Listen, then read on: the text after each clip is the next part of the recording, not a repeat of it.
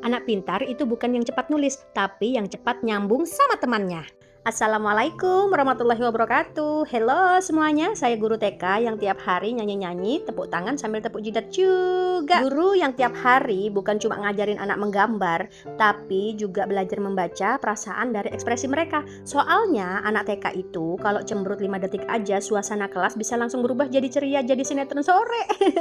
Nah, hari ini saya mau bahas topiknya penting. Gimana sih caranya membangun kemampuan bergaul dan kecerdasan emosional anak? Karena percuma, Bu, anak bisa baca A sampai dengan Z kalau pas main masih rebutan balok sambil teriak, "Ini punyaku!" Kadang saya suka bilang ke orang tua, "Bu, nilai emosional itu nggak bisa ditulis di rapot, tapi kelihatan dari caranya anak berbagi." Ada anak yang kalau temannya jatuh langsung nolongin. Itu udah lulus ujian empati tingkat tinggi. Tapi ya di lapangan nggak semudah itu. Ada anak yang kalau temannya nangis malah ketawa. Saya tanya, "Kenapa kamu ketawa, Nak?" Dia jawab, "Soalnya suaranya lucu, Bu." Ya ampun, itu bukan jahat, itu polos banget.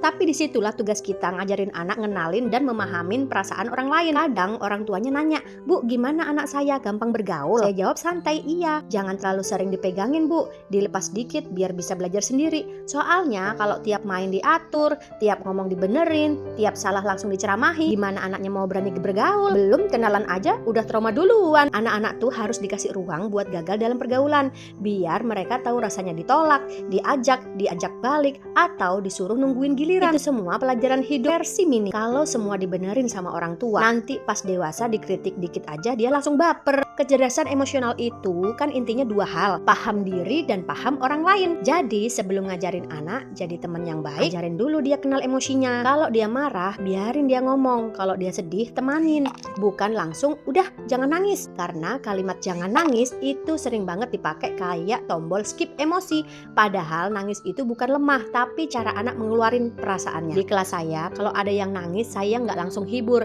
Saya tanya dulu, "Kamu lagi sedih atau kesel?" Terus saya kasih tisu dan bilang, "Kalau udah siap cerita, Bu Guru dengerin ya." Dan ajaib banget loh, 5 menit kemudian mereka balik lagi sambil main Lego, sambil bilang, "Bu Guru, tadi aku udah nggak sedih." Tuh kan, anak cuma butuh ruang buat dipahami, bukan disuruh cepat tenang. Dan soal pergaulan, anak-anak itu belajar bukan dari teori, tapi dari contoh. Kalau lihat gurunya saling sapa, mereka ikut sapa. Tapi kalau lihat orang tuanya ramah, mereka juga ikut ramah. Tapi kalau tiap pagi lihat mamanya marah-marah di depan cermin sambil nyisir, ya jangan heran kalau anaknya bilang ke temen, "Minggir dulu, aku lagi bad mood."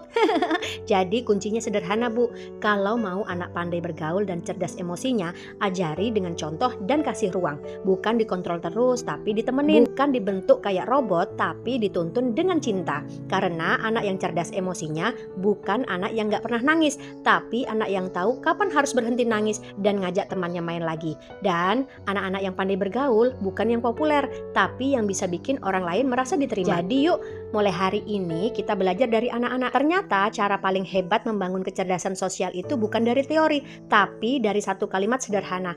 "Main yuk, aku temenin." Terima kasih, saya Bu Guru TK yang percaya kalau empati itu pelajaran paling penting dan peluk adalah sertifikat ketulusan yang paling manjur. Wassalamualaikum warahmatullahi wabarakatuh. Bye-bye.